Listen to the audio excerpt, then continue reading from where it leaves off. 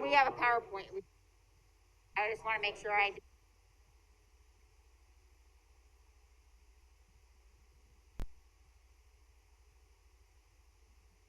we were not planning on it was going to be here in person.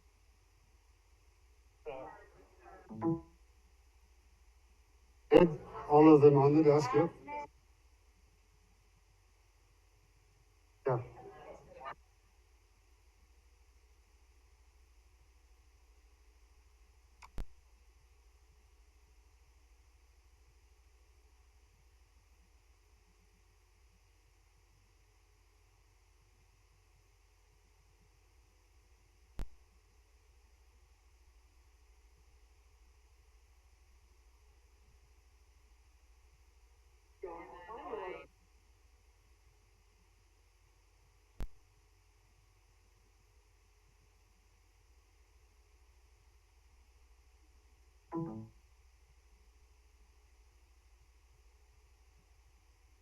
Oh, I'm sorry.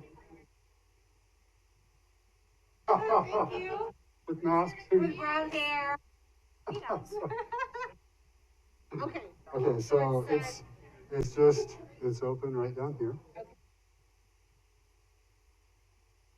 I can do, usually I'll come up and do the share on Zoom, and then. Will I be able to see the? No, because it'll be full screen presentation style.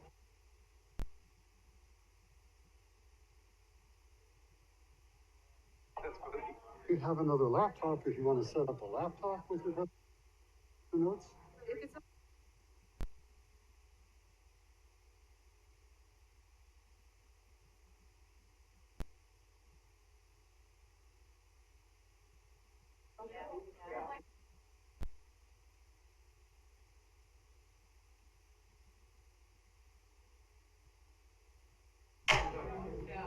Hey guys, we got to sit down and start this. Yes. Okay. Mark, you've gotten tall. It's good to see you. Little housekeeping. We have a new sound system, and you guys all know how to make the red and green lights, all that good stuff. But we're going to be sharing a little bit some of our microphones. So hopefully your masks work and you're not full of cooties. But anyway, here we go. Welcome to everybody. I am glad you're all here. I'm glad we're all here together. And before we get going, I have something for each one of you from the Boise City Council, and that is an anniversary coin from ACHD's 50th anniversary. So if you let me hand those out real quick, it's my honor. And Holly,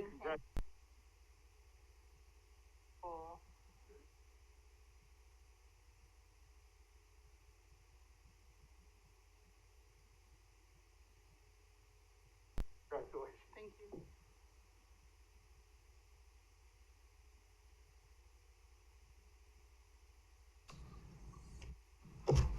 Okay, because we've officially got 2 quorums here, need to declare such. I see everybody from ACHD here except Alexis. Is she around? There she is. Okay. I'm here.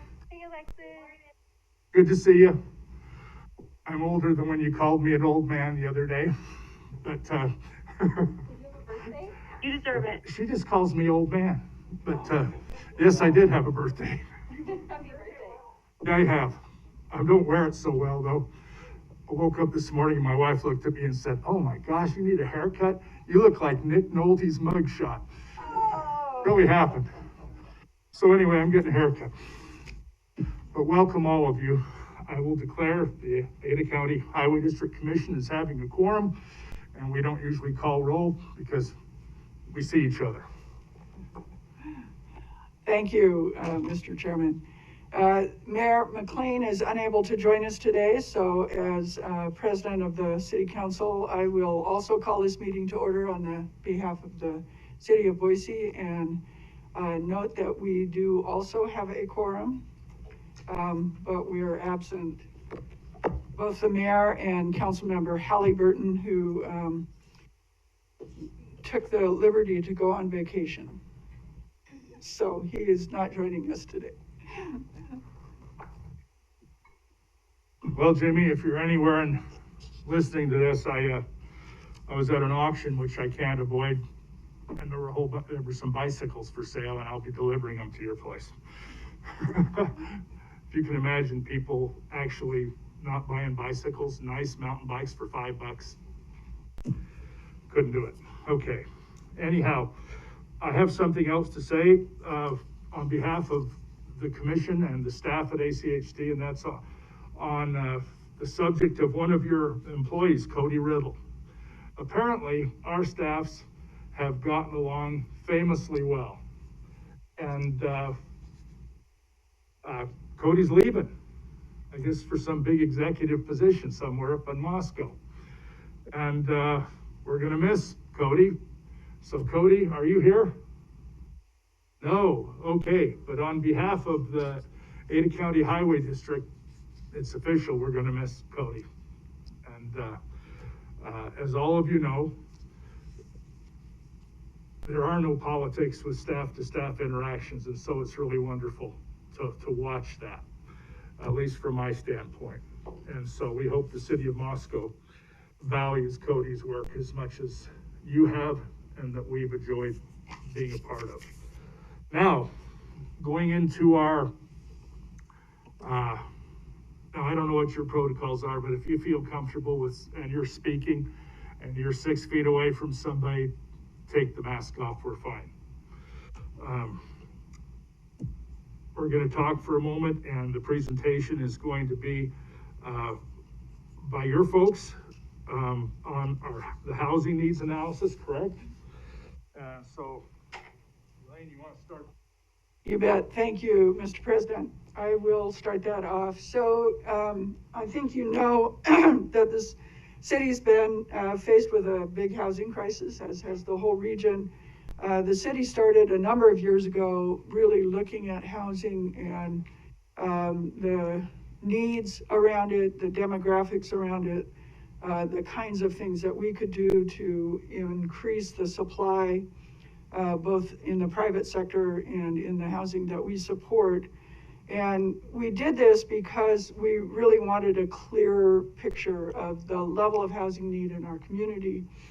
And we wanted to bring that information to you so that you can join us in looking for solutions to increase that supply, as we all know we need to do. We also know that when residents can live close to their jobs or their other needs, that they end up spending more of their time in their neighborhood. And when they live further from their jobs, they spend less time in their neighborhoods and more time and more money on transportation because they need to get to those things. And so that results in increased road congestion. It also results in increased demands on both of us to provide infrastructure for them. So we know that housing impacts everything that we do, and that there are likely ways we can partner to better serve the housing needs that we've uncovered in a way that both makes it a more livable place for the people who live there, but also a better deal for the taxpayers in providing the infrastructure services we're going to need to make sure that people can access their jobs and the other destinations they need during the day. So hopefully this will be just informative, and from that we hope we open a discussion about how we can partner to better serve those needs as we go forward trying to introduce new housing. Thank you, Mr. President. All right. Oh, I'm sorry, and I should introduce, we have a presentation by Nikki Hellenkamp. She is the new housing advisor to the mayor. We also have a housing and community development division in the city of Boise that is headed up by Maureen Brewer. I don't think Maureen is here today. But these are the two people who are really the go-to in terms of information on this. So welcome, Nikki, and I'm glad you all get to meet her. We're really excited to have her on board. Thank you.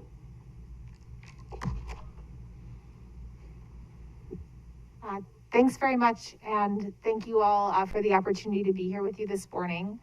Again, my name is Nikki Hellenkamp. I work in the mayor's office on housing issues, and I'm just bringing to you, as the council president said, some information about a recent housing needs analysis that the city of Boise did, and want to provide that information and then also talk through some strategies and next steps. And as the council president mentioned, you know, when I think about the old real estate expression that people have to drive until they qualify, that saying really for me brings home the ways in which housing and transportation are so linked. And when we see that people in our communities can't afford housing close to their jobs and are pushed farther and farther out, are driving farther and farther until they qualify, like a childcare provider who works in Boise but lives in Kuna, right? I think many of us, we know those stories now. We hear them all the time, and thinking about how we can address these issues as they relate to each other is really exciting. So thanks again for the conversation today. So the housing needs analysis looked specifically at Boise, but also did include some Ada County numbers. So when I have the Ada County information, I'll make sure to flag it for you that we're talking about Ada County specifically. This slide is really focused on a typical Boise household. So average household size of, it's actually just under 3 people, but since we can't count fractions of a person, we're calling it 3 people. And the AMI, this is the area median income for that 3-person household, is just under $68,000 a year.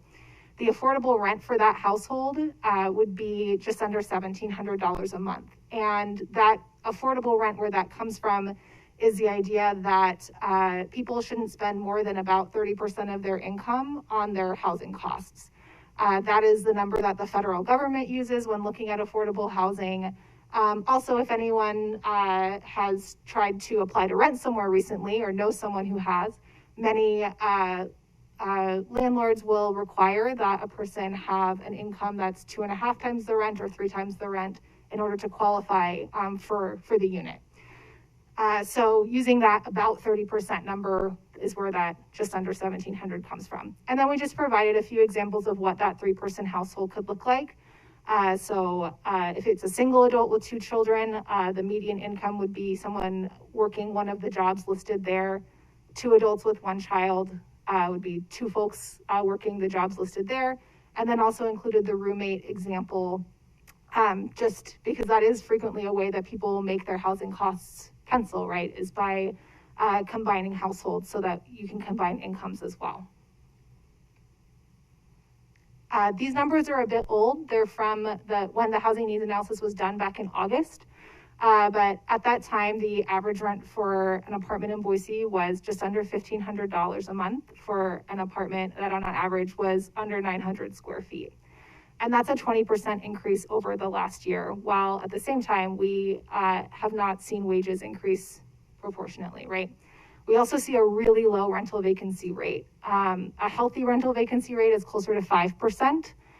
So when we've got something down here closer to 1%, not only does it obviously result in increased housing costs, I think it's also important to note it also makes it much more challenging for anyone who doesn't look like the ideal renter to get a spot, right? So if I'm someone who has a dog, then maybe for the landlord who's looking at me, maybe I do financially qualify, but they don't want to deal with a pet, and there's 60 people behind me in line, and they can find someone who doesn't have a pet and who also looks good on paper financially and looks like a good tenant, right? Or maybe I have what look to be very rambunctious children, or maybe I'm, somebody who, for whatever reason, just doesn't look like as ideal as the other folks who might also be applying. We run into that situation as well. And then also included some information about the ownership market, very, very tight supply, very short time on the market. So we're seeing these numbers across the board. Okay, so what the housing needs analysis found in terms of what the need is for new units over the next 10 years. These are big numbers. So I'm just going to take a minute to look them over together. This is modeled with that 5% vacancy rate, and it assumes about 3 people per unit, which again is the average household in this area. So if you look at Ada County, over the next 10 years, this analysis projects that we would need just under 67,000 additional units of housing, which would be just under 6,700 a year. For the city of Boise, that's just under 2,800 a year over the next 10 years. The section below breaks down where that need is coming from. So you'll see the bulk of it is from population growth. And just for, to give you a sense, in Ada County, from 2010 to 2019, in that period, the average annual net increase of total housing units was 2,777 units. So this is a really significant increase from that. For the city of Boise, the average annual net increase of housing units from 2010 to 2019 was 552 units. So there is a really stark difference there in terms of the need and what we have historically produced. This slide has a little bit of good news, which is that if you look at development trends, and this slide specifically is Ada County, not city of Boise. If you look at development trends over the last 3 years, we're actually not that far off from what the housing needs analysis says we would need in terms of production. So I'll go back to that slide. So again, for Ada County, that annual need is just under 6,700 units a year. And if you look at what we've seen at Ada County, we're pretty much hitting that over the last 3 years. So if these development trends were to keep up over the next 10 years, it would seem that we would kind of be on track for what the housing needs analysis found is needed.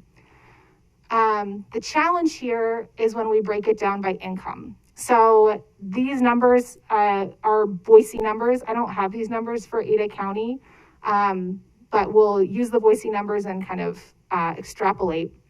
So if you look at the units that are needed each year and break them down by the income level of the folks who need them, right? What the housing needs analysis found was that the bulk of the units are needed by folks who are making less than 60% of the area median income. So that's the 2 blue bars on the left. So that's folks who have a household income of basically under $40,000 a year. That you'll see that's where just under 2/3 of the need is. And so we're seeing, and when you think about affordable housing, usually the way that's defined is affordable to people making under 80% of the area median income, right? So if you look at the 3 bars on the left, those are what could be termed affordable housing. That's the number of units we need for the folks in those income ranges. And what we're seeing, and this is, I'll walk you through what this graph is if you look at the blue line, that is the same, those are the same numbers on the slide before, right? Just represented using dots instead of bars. So that shows the level of need at each AMI level.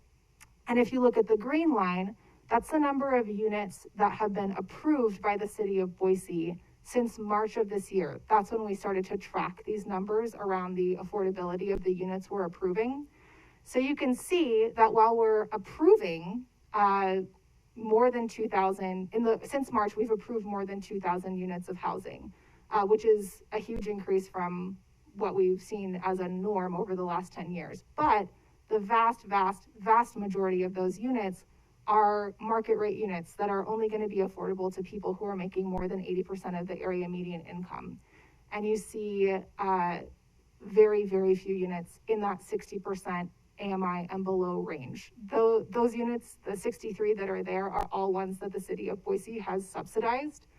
And it is really challenging to build housing that's affordable to folks making 60% of the area median income or below, mostly because, if you're charging rents that are that low, then it makes it very hard to make the math work in terms of that development.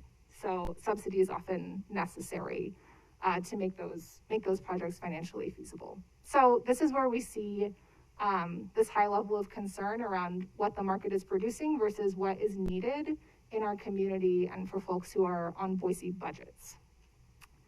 So a few of the strategies that we are working on in this area. One is around impact fee exemptions. Under Idaho state law, affordable developments may receive impact fee exemptions from cities. And what we do is that the exempt development share of those system improvements are funded through general funds. Another thing that we're doing is using city-owned land to develop affordable housing. So we just recently broke ground at the first one of these sites at Franklin and Orchard. That's land that the city owns and that the city will continue to own, and that is working with a private developer to build affordable homes on that land. This is a really unique way to build housing that is affordable in the long term, because if the city maintains ownership of the land and holds a ground lease, it can continue to have control over the terms of that lease. Whereas a lot of affordable housing, it may be affordable only for a limited period of time, right? Other things we're doing, gap financing. We are using both city general funds and federal pass-through dollars to provide what's called gap financing. If you're building an affordable development, you often end up with a gap, a certain number of dollars that you need in order to make the project financially possible. And so we're working on providing that kind of financing for affordable projects. And then we also have the housing bonus ordinance, which incentivizes developers to build affordable housing in exchange for increased height density, decreased parking. And the last thing on here that I think is important to mention, everything else I've been talking about is very focused on producing more affordable housing, building more units, right? But there's also a really important piece here around preservation, that we have a lot of housing in our area that maybe it's not subsidized housing and nobody is required to keep the rents at the level that they're at, but the rents are low for whatever reason. Maybe it's an older building, maybe it's somewhere that the location isn't ideal or isn't trendy, right? There are a lot of places in our community where people are able to find a place that they can afford, but we are seeing more and more that those are places that are very attractive for folks who would like to purchase and flip them, right? And make improvements to the building and then likely increase the rents and displace the folks who are living there. So thinking about if there are ways that we can work on preservation of the existing affordable housing that we do have is going to be a really key part of our strategy. The way that a lot of people describe this is it's like if you've got a bucket and you're trying to pour more and more water into the bucket to fill the bucket, but your bucket's full of holes. And so meanwhile, while you're dumping in more and more units, you're losing them at the same time. So how do we work on plugging those holes? Finally, we wanted to bring you information about the legislative priorities that the city will be working on this year, especially because we know you'll be having that conversation today. So my colleague Kathy, our legislative affairs expert, is also here, and she's going to run you through the legislative priorities related to housing.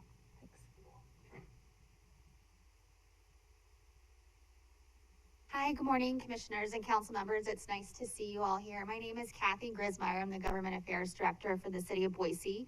And so I lead all of our legislative work here at the state legislature and in Congress. And as Nikki was mentioning, that we are trying to pull all the levers that the city has access to in terms of how do we expand and preserve access to affordable housing here in the city. We're also looking at the legislature as a part of our strategy, again, both to expand and preserve affordable housing within the city. One of the biggest things that we're tracking for session 2022, which will be here in just a few months, is the State Housing Trust Fund. This was an entity created in the mid-90s that has yet to see a general fund appropriation since its creation. That would allow, in talking about that gap financing piece that Nikki had mentioned, ways for developers or other folks within the development community to access what they might need in order to help build affordable housing that's below market rate, so that we can ensure that those folks who are at 80% AMI or less can access housing. We're also looking at exploring opportunities and conversations around state tax incentives. Idaho is one of a handful of states that does not include matching tax incentives. There are federal tax credits that developers can access at the national level, but the state does not create anything in terms of an incentive or an exemption. And so looking at ways that the legislature might also be able to expand and provide those opportunities for developers. We're hearing good news at this point right now, given that the state has about close to $1 billion in American Rescue Plan Act funds. There's been a lot of conversation around how they might be able to put an appropriation into the trust fund for the first time. There's a lot of conversation around whether or not they might do grants or loans to developers, but it does seem like there's some positive momentum forward, knowing that COVID relief money does allow for those dollars to be used for affordable housing, construction, and rehabilitation. So that does feel promising, and is something that the city's been very closely tracking as we head into January. And then the last piece I wanted to mention are also tenant protections. So the first two buckets around money in the Housing Trust Fund and the tax incentives are really ways for developers to meet their gap financing needs so that they can play in this space and produce units at the rates that we need them to be at. But the other piece too is we need to be able to preserve the affordable housing we do have. In the last few years, there have been a handful of bills that have tried to make it much more difficult for tenants and renters to continue to remain in their homes where they have affordable rent. So we've seen bills around trying to expedite evictions for tenants. There was a bill last year that we were able to defeat with Councilmember Sanchez's partnership around protecting a City of Boise rental application fee ordinance. So we're really closely tracking where the legislature steps into this space around landlord-tenant relations and how we can work to help protect tenants so that they can stay in their homes and aren't facing additional burdens that they might already be facing in order to remain in their home at a rate that's affordable to them and their family. So I'm happy to answer more questions, but that's sort of our top line 3 areas where we're strategizing and prioritizing for next session. And I do have a handout, which I'll pass around here in a little bit, that does list some additional housing priorities that the city is looking at as it relates to the legislature for 2022. Thank you for your time. Mr. President? Yes.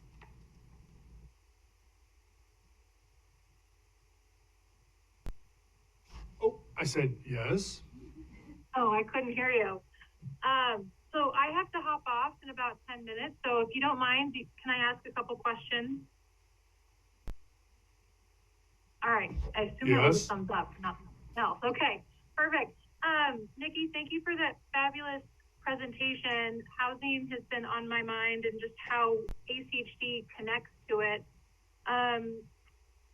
And I think this is just for my fellow commissioners. You know, I've talked to President Goldthorpe in the past about those impact fee exemptions and have we done them in the past. And since you guys I've seen, you know, we're seeing the folks that, or at least the number of developments that you have approved, you know, those developments haven't made it to our desk for impact fee exemptions. So I think I would just like to follow up with our commissioners to see if there's a process in place and a conversation around, could we explore that as a commission as well?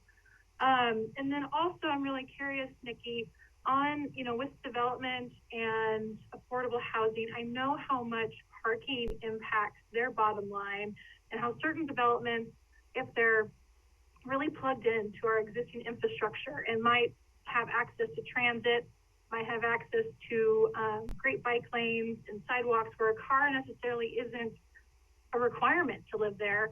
I'd be really curious to know more about, as you guys evolve this conversation, how parking plays a big role and potentially what ACHD can do to be a good partner where it makes sense to really just reduce those parking minimums so that we're, working together to use the infrastructure that we have to have the most housing available so that people can use it, walk, bike, drive, whatever it is, and we can have more livability. Thank you.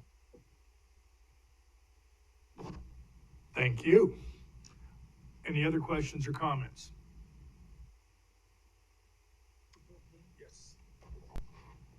If I could, thank you, Commissioner Pickering. I think those are great observations. It's true that the city of Boise's been using our ARPA funds to make up the general fund, into the general fund for the impact fee forgiveness that we've done. And we feel pretty strongly that you can't just forgive impact fees because we've set them for a reason. We know there's an impact fee or an impact that it's addressing. And so rather than just strictly forgiving them, we've ensured that we always pay for them in some way if we forgive them for an affordability project. And would love to have your partnership on that if you think that's possible. The other thing I would mention, and Commissioner Pickering got into it just a bit, the housing affordability that Nikki talked about at 30% of your income can be offset if your transportation costs are lower than average. Average transportation costs in this region are about 20% of income, and that's based on a fair amount of driving. Average transportation costs in other places are quite a bit lower. In New York City, for instance, it's only 9% of income. Part of that is higher incomes, but a big part of it is that they have good access to transit and biking and walking. And so another way to provide more affordable units is to reduce the cost of transportation that serves those units. And so would love to explore ways that we could work with all of you in the places where we're looking to build affordable housing to do that. And then lastly, I'll bring up the land trust that we've started. We've been using land that the city already owned, and in a couple of cases, land that we purchased. I know that ACHD also has some land that isn't currently being put to beneficial use by the district, or that could be perhaps used in a different way. And we'd love to talk to you about some of that if that's possible. Thanks. I know you have a list of all those properties. And Elaine and I have had discussions about that, as I'm sure some of the rest of you have. And I used to build limited partnership investment packages for Section 8 housing back in the 70s. And, that was when I came to Boise, and my first home was over by the Morris Hill Cemetery, and we paid $300 a month mortgage. The same house sold a couple of years ago, and someone else is paying probably 7 or 8 times that now for the same home. And that has completely destroyed the average inflation factor as far as increases, and that's not something I enjoy thinking about, because forcing someone to feel like their personal dwelling is an investment like a 401k is ridiculous, because you shouldn't have to, and it isn't. Talking about the percentage of your income that's required to be able to fill out a rental application the way it is now is obscene.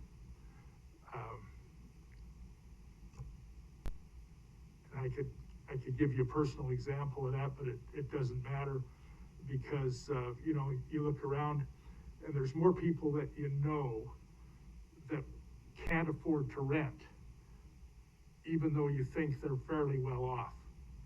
They can't afford those parameters. I would never in a million years want to see Ada County become like Blaine County, where they have to have bus lines to bring people up from Twin Falls to work. So anything and everything that we can consider to help with in keeping that from happening in our backyard is fine with me. And that's all the comment I have, probably too much for that anyway. You bet.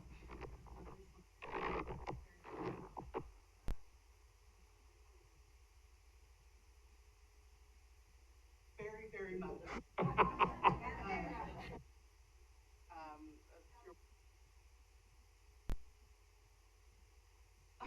So I think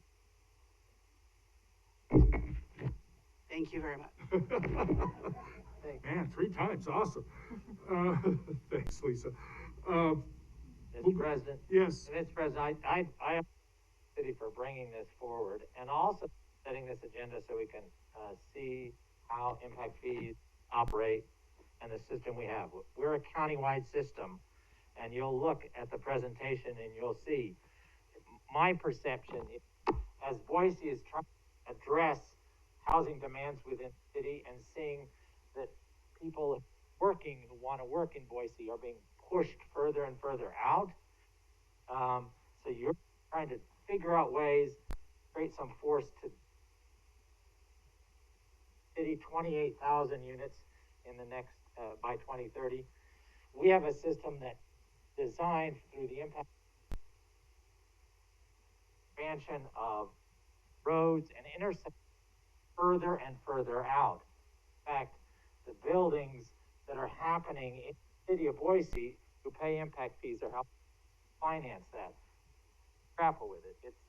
It's the elephant in the room. There's 2 forces, one pushing this way and one pushing this way. We're reaching the county, more people who the only place they can afford to live is Canyon County. So I think we have to, it's unique here because we operate as countywide, and we've decided in the last 12 years that the service area where we'll spend impact fee money has to be countywide, rather than service area that is closer to where the growth is actually occurring. So that that's what we have to grapple with. And when you see the presentation, I want you to pause and look at the map and see where the it's not only the service area type of things that you perceive, well, growth ought to pay for itself, but the way we define statute defines eligibility is so narrow that it pushes it out. And so that's why I think it's really important. I know it's a complicated thing, but as partners in thing where we have separate elected officials from the general purpose and the transportation government, otherwise what we're doing is driving working people further and further and further out and saying, yeah, you can afford something out in Canyon County, but now you have 20, 30% of your household budget on transportation. And that's financial budget. That doesn't take into consideration spend away from your family. All right, thanks. Then we'll go on to item number 2, which is the impact fee ordinance update process.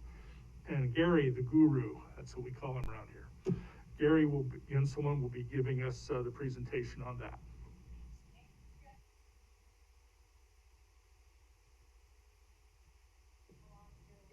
Was I okay then? Okay. We have this problem. The only people on our commission that have a reputation for being a big mouth is me and Jim. Everybody else can't be heard.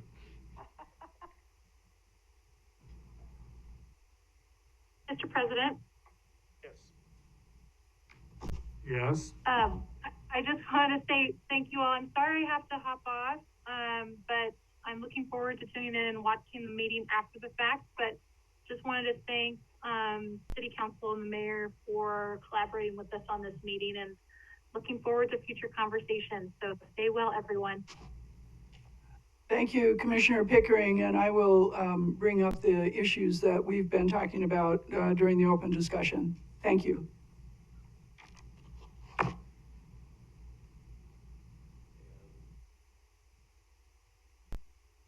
Oops. All right, sorry. Madam President, Council, and Mr. President, Commissioners, for the record, Gary Inselman, Deputy Director of Development Technical Services. So I just have a brief presentation on the update process for an impact fee ordinance. delves a little bit more into, obviously, transportation impact fees, since that's what we do. So I'll show you how we do that and then answer any questions you may have. The first major requirement for an impact fee ordinance is we do have to have a capital improvements plan. Has to address needed improvements for a period no longer than 20 years. And that is required by the statute, and it does tie the collection of the fees to the specific projects and costs of those projects that are listed in the plan. The Idaho Development Impact Fee Act is very specific in what has to go into that capital improvements plan. These are the items. There's 11 items required. Among them, a description of the land use assumptions, the projected demand required by new development, identification of all funding sources, and then finally a schedule for completing those improvements.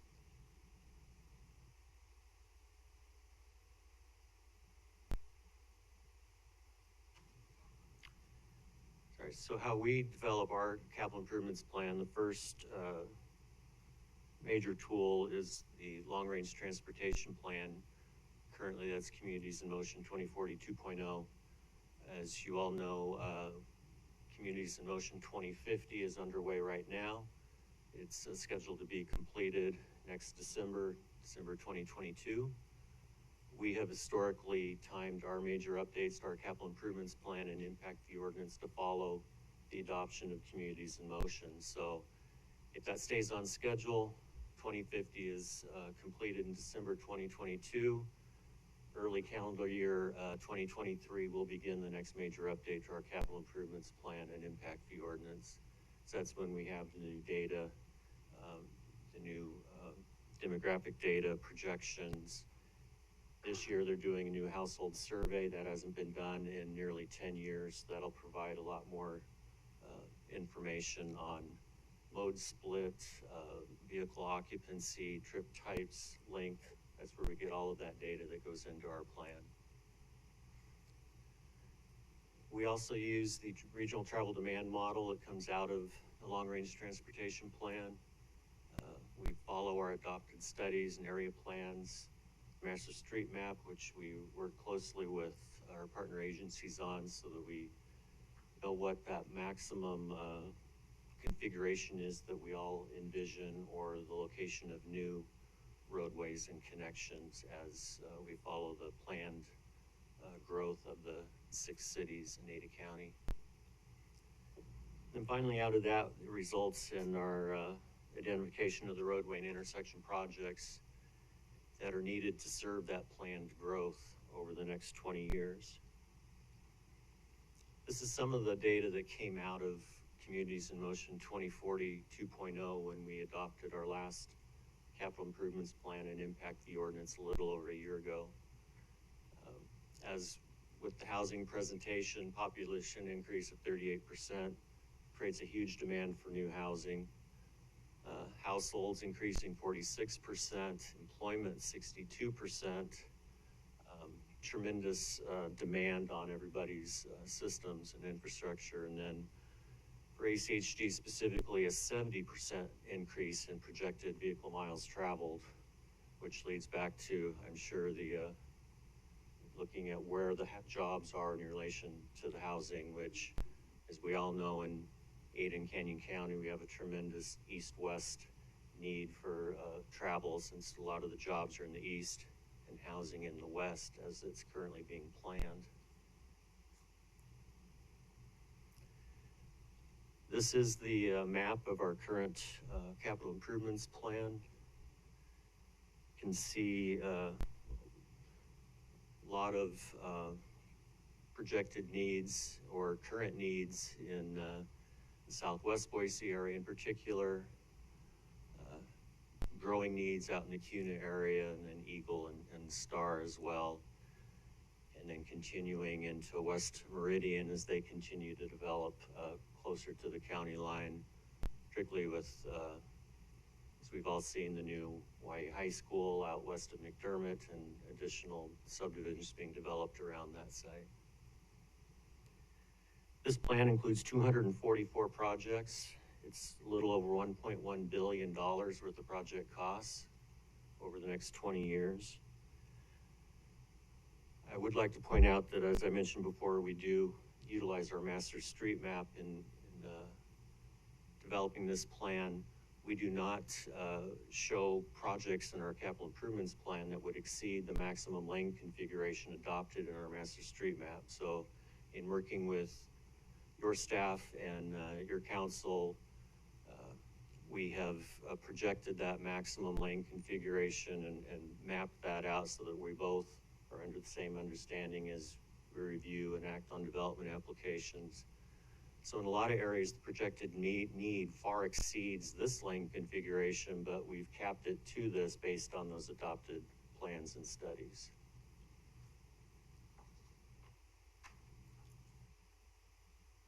Once we have our capital improvements plan, we also use the data, as I said before, some of that household survey data, other data that comes out of the long-range transportation plan to develop our impact fee assessment factors, the formula that finally leads to what that fee is and our fee schedule. We do use the PM peak hour trip rate that's generally out of the ITE trip generation manual. We do use local data when we have it available, and we've created new land use categories based on that local data in the past, and will continue to do so as appropriate. New trip factor, that just excludes trips that aren't new to the system, pass-by trips. Most common example would be like a C-store. Most people hit a convenience store on their way to somewhere else. It's generally not the main reason you're on the road. And our average trip length network adjustment factor that makes sure they're only charging for vehicle miles traveled on our arterial system, not the state highway, collector, or local roads. And then linking the impact fee to our capital improvements projects and those costs is a vehicle miles traveled cost factor. Just a couple sample calculations. You see for a single family residence, PM peak hour trip rates just under half a trip per hour, a little over 6 mile average trip length. 46% of the trips are on the ACHD system. And it results in an impact fee currently of $3,529 per single family residence.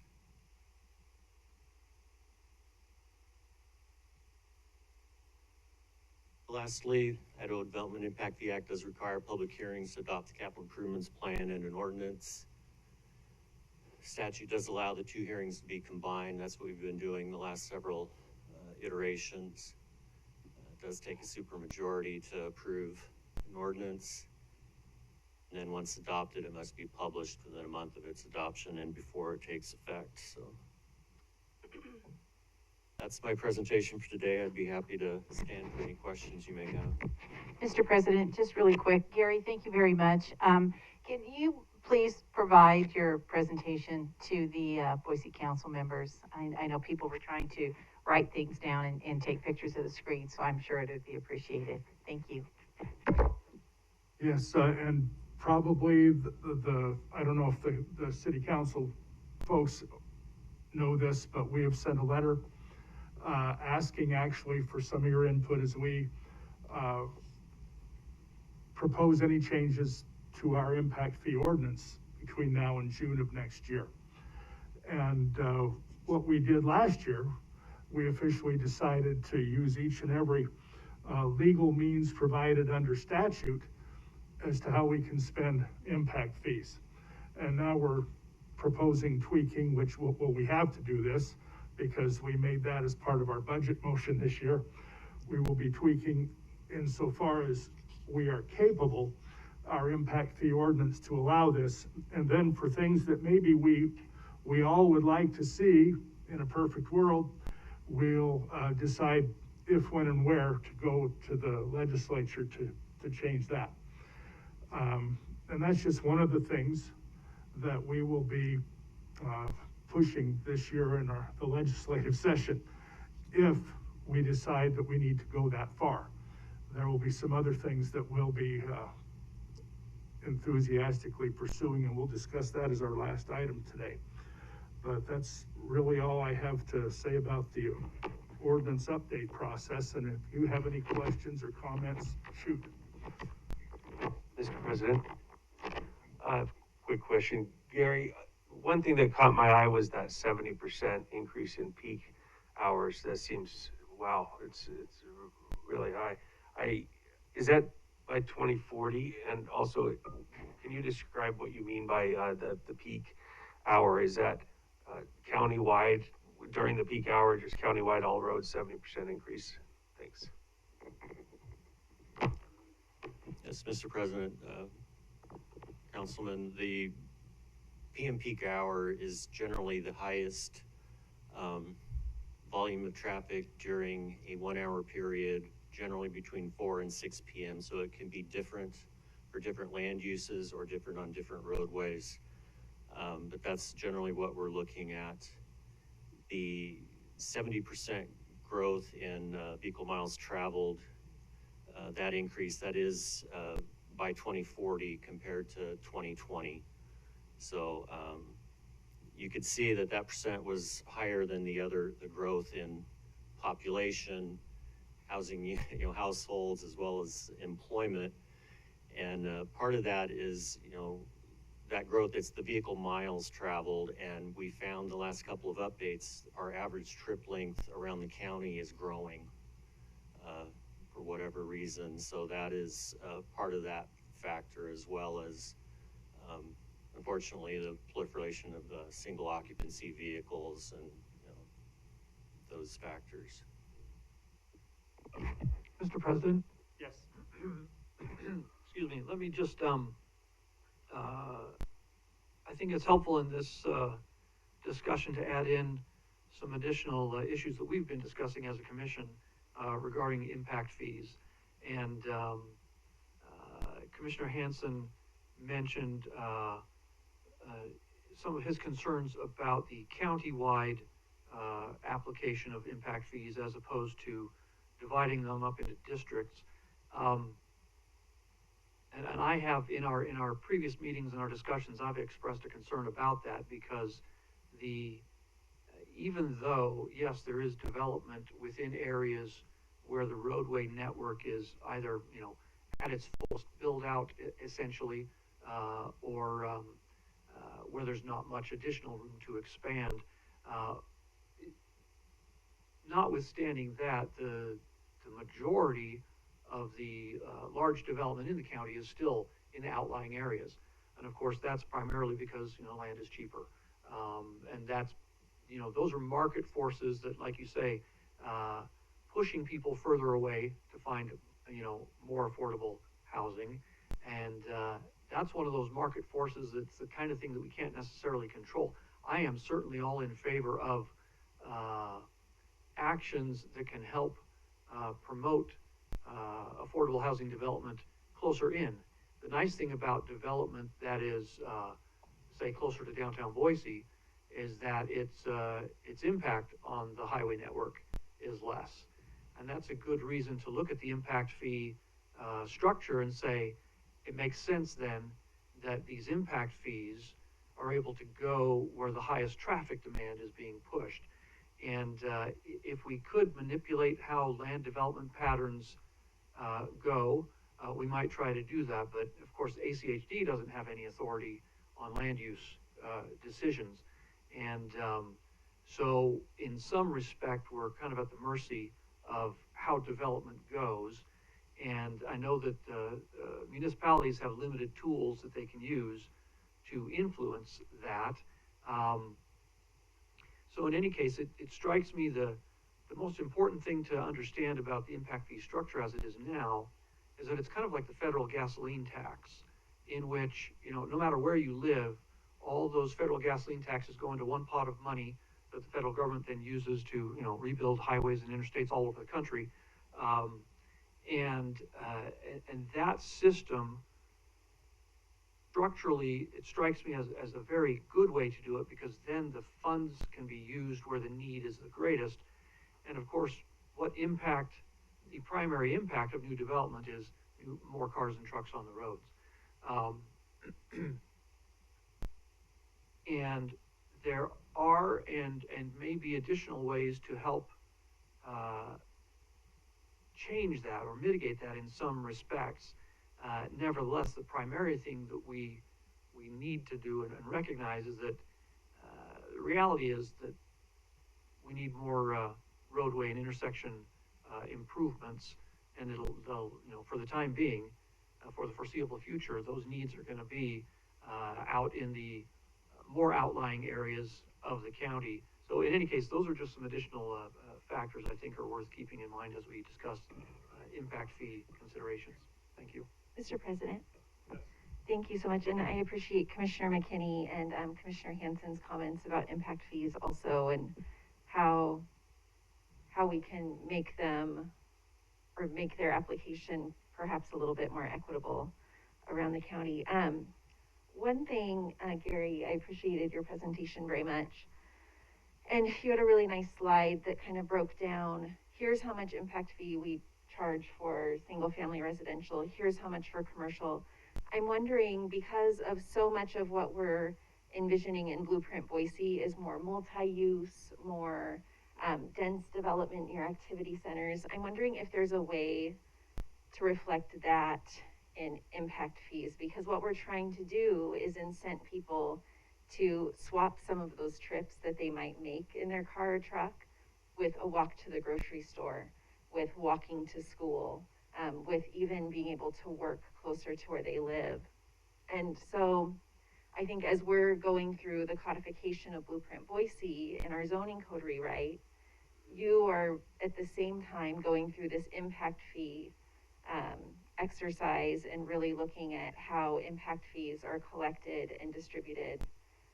It feels like there's a really nice delta there where we could really work together to figure out how we accomplish our goals of getting more people walking within their neighborhoods, and at the same time not dinging infill development with impact fees that are the same as adding to the network in outlying areas. I didn't have a question or anything. It was just kind of, that's what I wanted to say about it. So thanks. I appreciate your consideration on that. Mr. President, oh, go ahead. Go ahead. Oh, I appreciate that comment. I think this is really important that we deal with this. There's a growing number of folks as they see this, the impacts of growth in the outlying area that are driving through neighborhoods.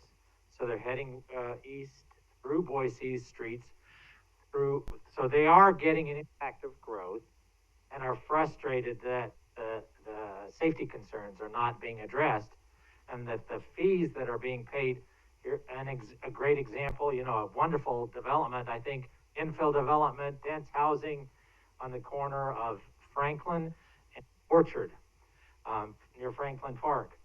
And the folks who live along in the neighborhood along Franklin and Rose Hill know that's going to be their route into town.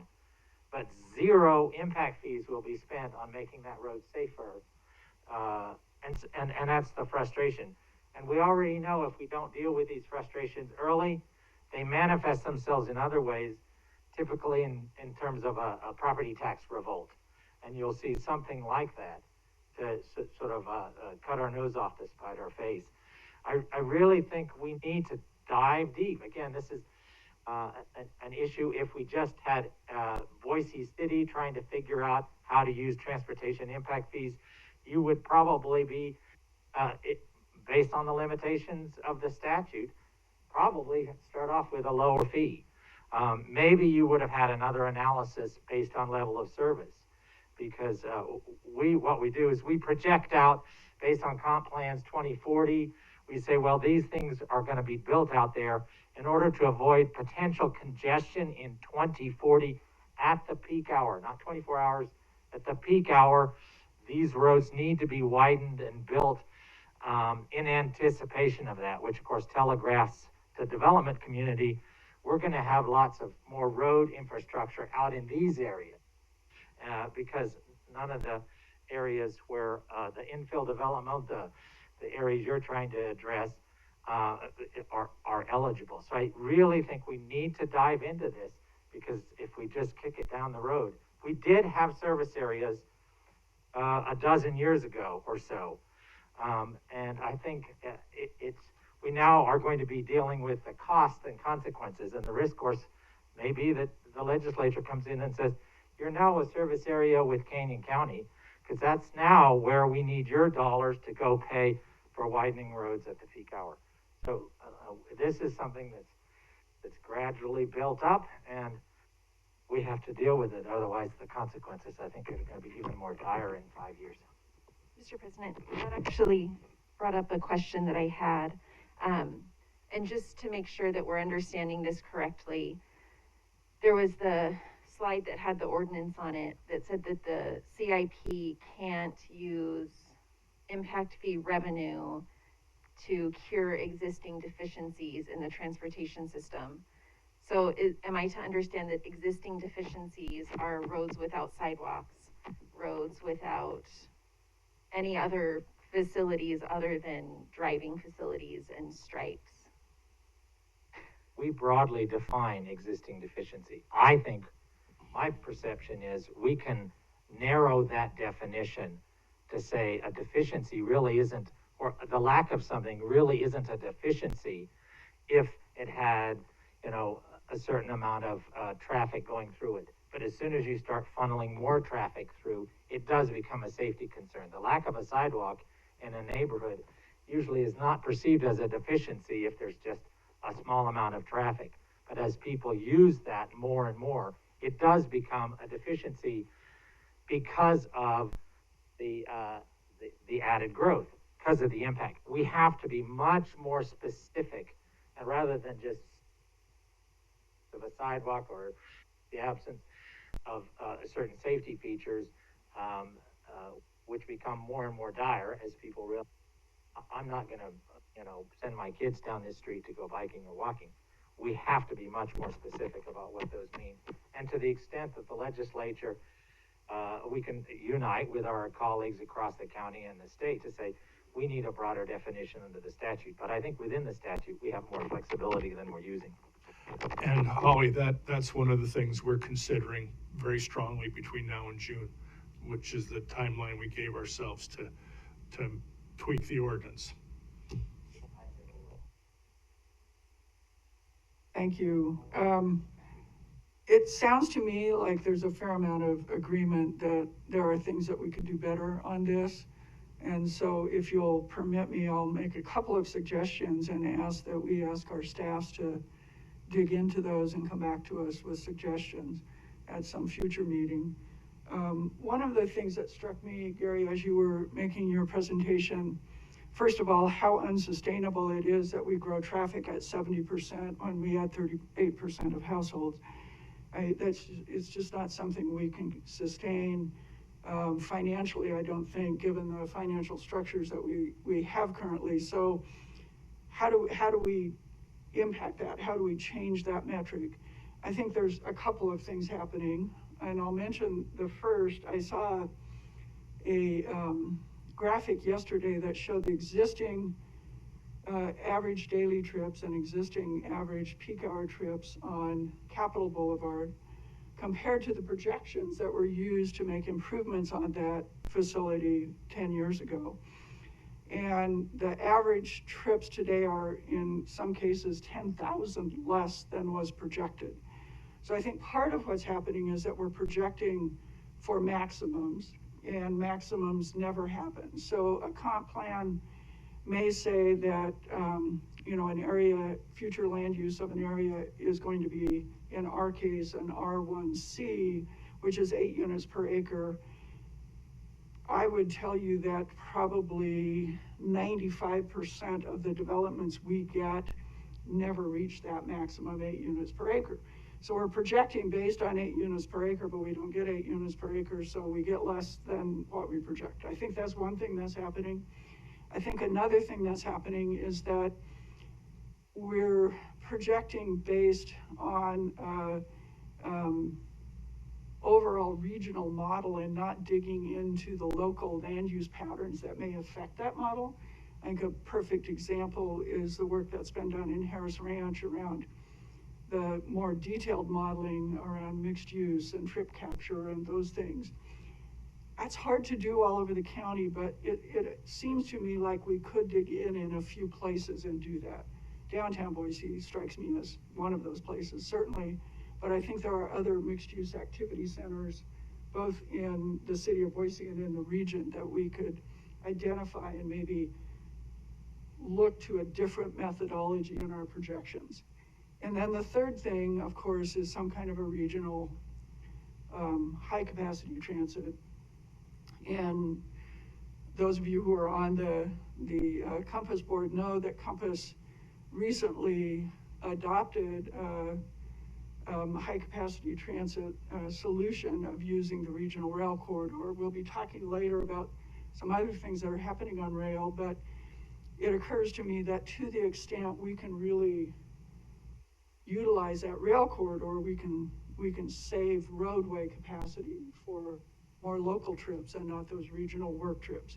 And so to me, there's 3 or 4 really distinct sort of arcane methodology discussions that need to be had, I believe, by staff. Probably they're the ones who are expert on this, to see if they can come up with suggestions for how we can begin to look at some of those things a bit differently. On the legislative front, I think it would be interesting to explore a legislative change that would allow land use types to be classified a little bit differently, so that a small lot, small size single family house could be categorized differently than a large lot, distant single family house, for instance. To some extent it does, but I think it's pretty difficult under the existing legislation. So that might be another place that we could explore. Those changes would help us in our impact fee designations as well. So to me, those are the things that if we're going to move this forward, at least the ones I'll throw against the wall, that could be the starting point for doing that. And if, without objection, would suggest that the staff of the city of Boise is ready and willing to work with the staff of ACHD on coming up with some more details around that. And I'd leave it to the commission if you're in agreement. Elaine, that's part of what we asked in that letter. So you're ahead. We're right there with you. Okay, now we'll go on to item number 3 in the interest of time. And we probably won't, we may not get much into item number 4, but I'll have a couple of things, a couple of asks and explanations for number 4, even if we don't have time. But what we like to talk about, just as an open discussion, is how we can collaborate for safer systems going forward. As you know, there has been an awful lot of talk, research, whatever, on developing safer transportation systems, and where it concerns roads, to do it by design and not just strictly by caveat. Because as it appears that caveat doesn't work. People will drive as fast as they feel comfortable with, or as fast as their brain capacity will allow, or lack thereof.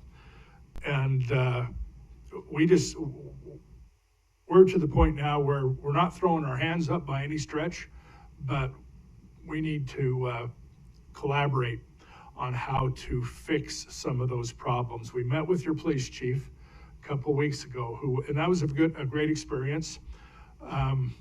He's had more on his plate since then than to deal with what we're talking about right now. But we're going to be working with your police department to get their opinions of where they see day to day more problems occurring in terms of people creating a safe environment on the roads, and why they're not, or why they are, how they're not, how they are, and going to be using that along with the incredible amount of data that we collect already that nobody else does, and hopefully be able to design a safer system going forward and use those decisions in our planning and our concept and our design and our construction. And we have to do it the earlier the better in the whole process, or we just wind up doing it wrong, costing us more. And as you may already know, one of the things that's happened in the last few years here at ACHD is we have decided that, and this is my words, no one else's, to adopt more of a once and done attitude when we go into a road and tear it up, for whatever reason. If we see that in the next few years that there are going to be these needs anyway, we'll do them now, because it will cause less consternation with the public. It may cost a little bit more initially, it'll take a little bit more time, but it'll be a far more efficient use of funds and our efforts, and probably help people to lower their blood pressure when they talk about congestion and things like that going forward. But anyway, future collaborations for safer transportation systems, take it away, whoever wants to. I'll be pretty quick here. I think the commission knows, at least some of the commission members know, that the city of Boise has a task force working right now on Vision Zero or safer streets. And I'm ecstatic to hear that you're also considering approaching this as a system approach rather than a one-off approach at a particular place where a crash has occurred. It's the direction FHWA is going, and it is, I think, the direction that will build a system that is safer for more people over time. One very specific thing I'd like to bring forward today, if I might, although that task force is not done with its work, one thing has emerged out of it, and that is an opportunity perhaps to work on bike lanes that we currently have that are on roadways without parking. So places where there's no on-street parking, but we do have a bike lane, and potentially a demonstration type of design to protect those, so that we can see if users will use those particular places if they are considered safer to use. And it would be something very simple, similar to an extruded curb with delineators. Early estimates look like it's in the range of $15,000 or $20,000 a mile versus $1 million a mile for a protected curb bike lane. And I have talked to Commissioner Peckering about this individually, and wondered if today we could agree that we would again allow our staffs to work together to identify some places, high priority locations where we could test this. I will tell you the Vision Zero Task Force has set aside a bit of money and would be willing to match some money with ACHD. We haven't voted on that yet, so I'm out on a limb here to get this started and pilot it and see if we could figure out some places that would work. And with that, I'll shut up and turn it over to other people, but I'm ecstatic to hear you talking about this. Mr. President, I'll pipe in next. First, I want to say how much I appreciate ACHD's work, particularly on Kootenai and that planning process on how we make Kootenai a better road for all of its users, and more recently Collister. The neighborhood input and outreach has been really tremendous. So I would love to see that repeated many, many times throughout the city. We have so many deficiencies, particularly on the bench, with safe streets and any type of pedestrian facility on streets where people drive very fast and are near schools. So I think that we have some really great places to address quickly.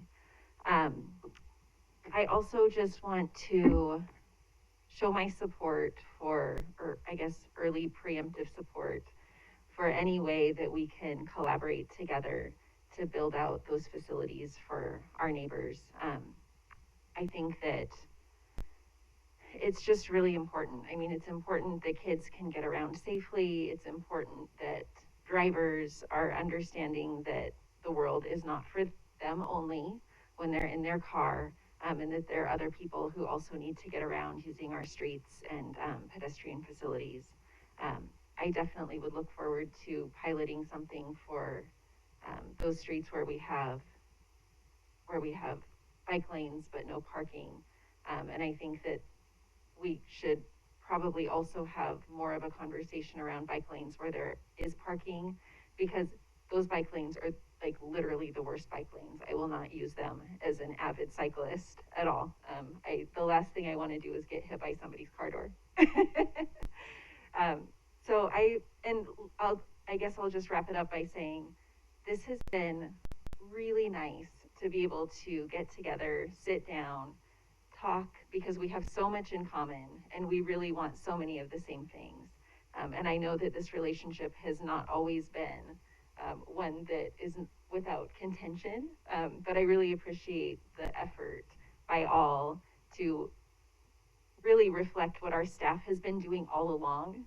But apparently it's just taken us elected officials a little bit longer to have that same collaborative spirit that our staffs have had for such a long time. So thank you. I really, really appreciate it. Commission President, we figured out the mic now. Thank you. Thank you so much for having us today. And I just want to echo Councilmember Wooding's sentiments as well. It feels so nice to come together and to be solution driven and to be collaborative. And so I really appreciate that. As you know, we've been door knocking, Councilmember Woodings and I, the past few months, and there is nothing like walking the streets to take in the issues that pedestrians are facing on a day-to-day basis. And I remember door knocking in the Sunset neighborhood area, and I was scared for my brother and nephew who came from Nampa to help door knock. And I imagine that's what some of the families feel when they try to enjoy their neighborhood. And as Commissioner Hansen was mentioning, it's when we have that development, that growth, that now this sleepy street is not so sleepy anymore. And you've got people who are not mindful of the speed limit, and there's really no place to go. There is no sidewalk. And so for that, I'm really grateful to have had the campaigning experience that we recently had so that we could be more connected to what's happening in our neighborhoods that we're representing. And Brooke Green was amazing in her work in the Collister Street area. As we did our door knocking, we heard about Brooke's work. And so, as you know, that doesn't happen often. We don't often hear the good. We often hear criticism. And so I just want to just echo that the neighbors wanted folks to know that Brooke did an excellent job in helping the folks over in Collister. As you know, we are now running in districts for city council, and so it's going to be a new approach to how we serve our constituents. And so, part of our district is Northwest Boise for District 3, and their concern is always growth. As I spent more time in that area during this campaign, again, I had a newfound appreciation for some of the issues that they're contending with. And again, it goes back to what Jim was saying. It's that growth is now really putting a lot of pressure on those streets that were once relatively sleepy. And now the lack of sidewalks, the lack of having that place where you can step off the road to safely avoid cars who move at varying speeds. I can understand the anger, quite honestly. But the solution being offered up is no more development. I don't know how realistic that is, but if we can come up with that third option, I think that's certainly the way to go. I don't pretend to know what that is, but I am heartened by today's conversation in that we are committed to finding out what that is. So thank you so much. Anyone else? Yes.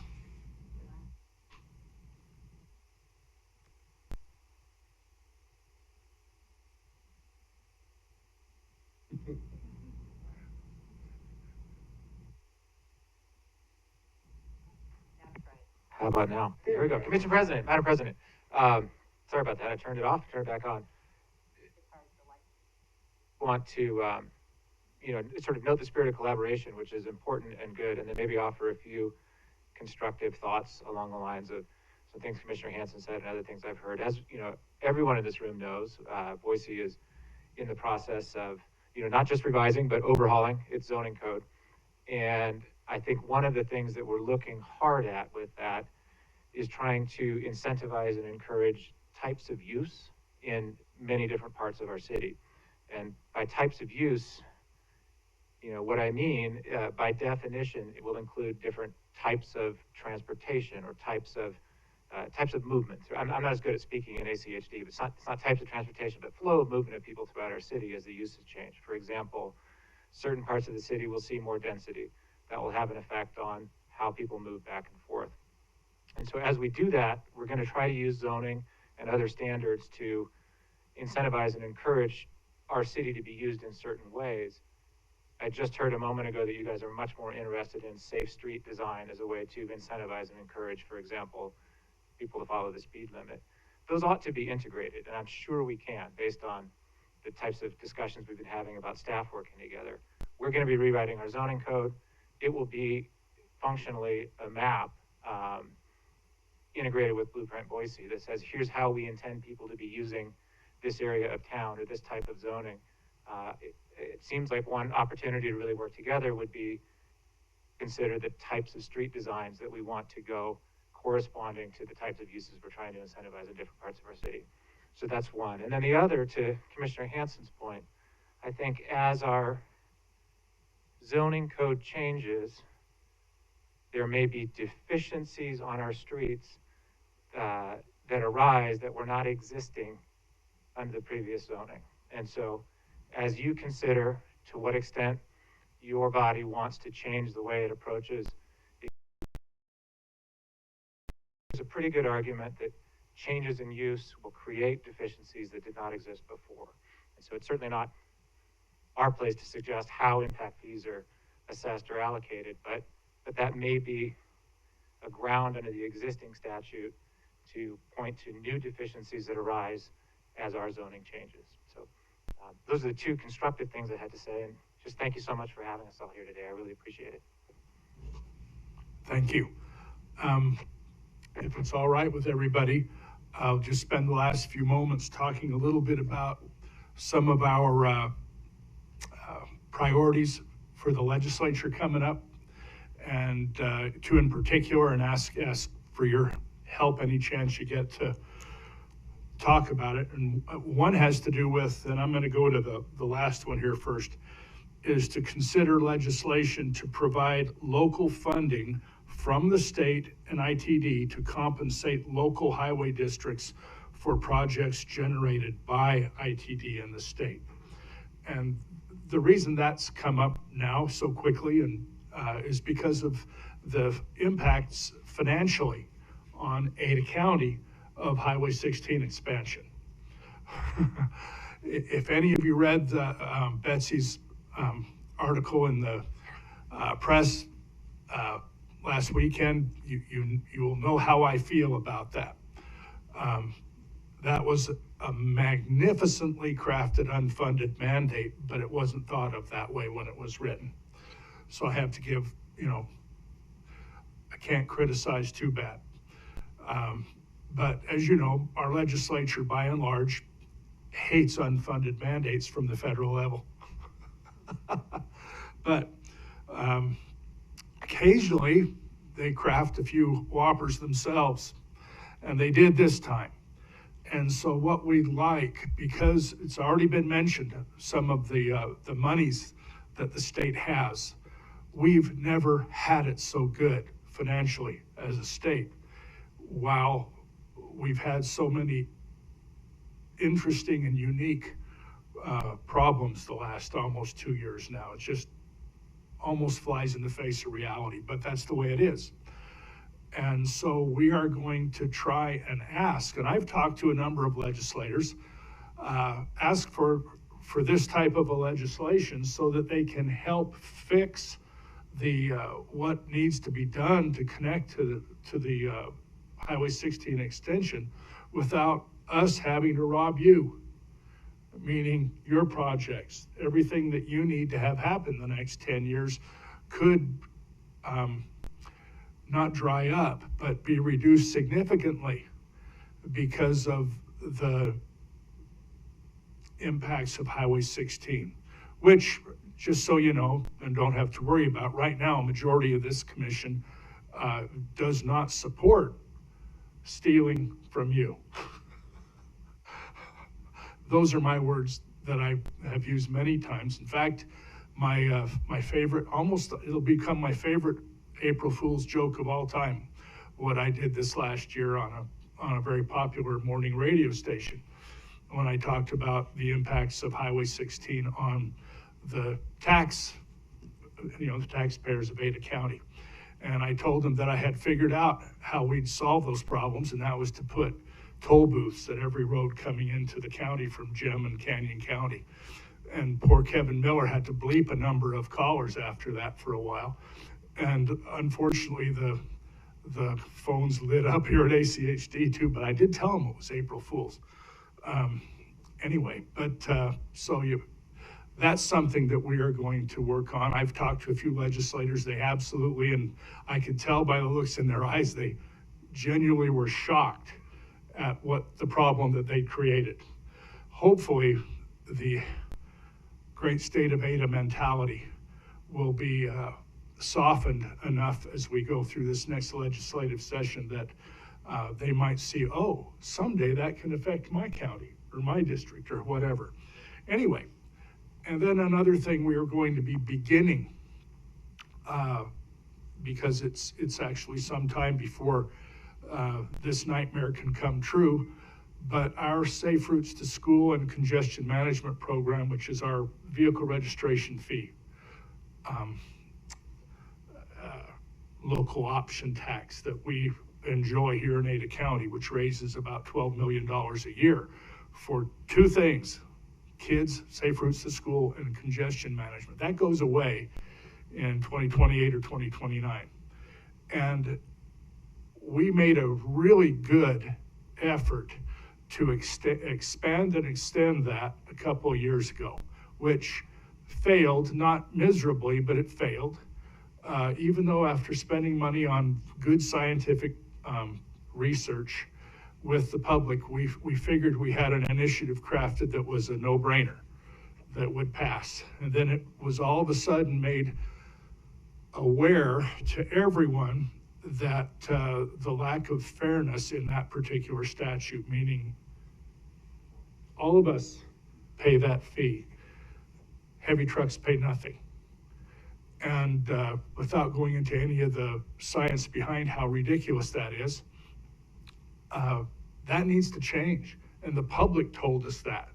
They said, we will not support this vehicle registration fee increase or possibly even extension when it sunsets.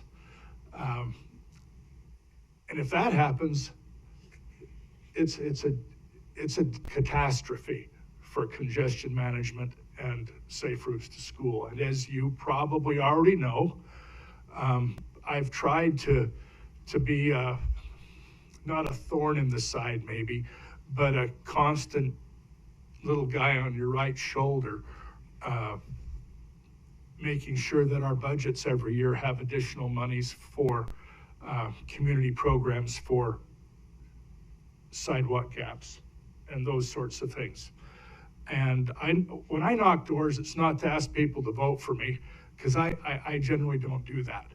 But I do knock doors to ask people how they like what we're doing, and ask mothers that if we filled this 200-yard gap in the sidewalk over here, if you would have allowed your children to walk or ride their bikes to school. Now, they all say yes, but that's easy to do. Once those gaps are filled, is traffic actually going down in the AM peak hour? That's the cheapest and easiest way, in my way of thinking, to reduce congestion at that time of day, is to keep mom off the road, or dad, or whoever hauls the kids to school. Anyway, so we're going to be starting to work that. Each one of us as commissioners are going to have an assigned route as far as legislators to contact and start to develop relationships with on this basis. And I took one of the toughest legislators late last year in the session to start to do this with, and I won't tell you who she was, but you would agree it was a tough call. And at the end of several visits, she just said, look, if I see that bill, I'll vote for it. And again, you'd be stunned if you knew who it was. So I think over some time here, we can have some success with this. But we have to, in this regard, overcome the great state of Ada mentality at the legislature. So anyway, those things, you bet. I know we're out of time, so I'll be very quick here. First of all, I have a handout on the housing incentives that our staff mentioned, so I'll make sure and get one to everyone. The last thing we wanted you to know is some of you may have been hearing that I've been working across the greater Northwest region with a group of folks on passenger rail. There is real movement on that for the very first time in many years. Had a recent conversation with Senator Crapo, and he was quite impressed with the movement that's happened and how far we've come on this. And if even he feels a little bit optimistic, it makes me feel like maybe we've made some progress. One of the things that we'll be working on here in the state of Idaho in support of that is exploring a rail commission for the state of Idaho that would ultimately join a multi-state rail commission that could work across states and across DOTs and across legislatures and governors to implement intercity rail across the region. And it's a much more efficient way to actually get the long distance rail moving. But the beauty of it is that it would also potentially offer us a way forward to look at regional rail in this region. And so just know we don't have any specifics yet. We are going to have a meeting with Legislative Services soon, but know that that's on our docket and hopefully some movement on that. And I will get you one of these handouts. Thank you. And thank you so much. And if it's appropriate, Mr. Chairman, even though folks can still stay, I would like to call the meeting adjourned for the City of Boise officially. I just wanted to make one comment before we totally close everything. Okay, I won't adjourn you first. Thanks to everybody for being here today. It's really great to have everybody together. First of all, not on Zoom and in the same room. We're getting closer to maybe next time we won't have to wear our masks. But I just wholeheartedly agree with the comments that Councilmember Woodings made about working together. And you can feel it today in the room that the undertone, the tenor of this conversation has been working together, moving a unified agenda forward to just make things better here in the Valley for our constituents. And I think this partnership is the place that we start, and not just with us, but certainly with the legislature as well. And as Commissioner Goldthorpe stated, we are going to be discussing our priorities and kicking around the idea of having assignments, et cetera. And once we come up with our list, then we will be able to share that with you and then work together, because I think really, and Councilmember Clegg, you've heard me say this, that's how you move the needle. You know, we all work together, and we saw that the other morning. Councilman Woodings was out there with us walking at Dark 30, and that partnership and that collaboration, we've seen the change, and I can't tell you just how pleased I am. And I look forward to continuing that and building on that relationship. So thank you very much. Mr. President, yes. Also, very briefly, I also just wanted to say thank you. I've really enjoyed working with your commission over the last 12 years, and I'm glad that we were able to get together one last time. Thank you, Bruce, and thank you to all of your staff. I know you have a very difficult job, and I commend you for your work, and I look forward to watching you in action from my private life in a few months, and wish you well. Thank you. Thanks, DJ. Best to you too. Trust me, yes. Then I'll go ahead and call our half of this as adjourned as well. Thank you.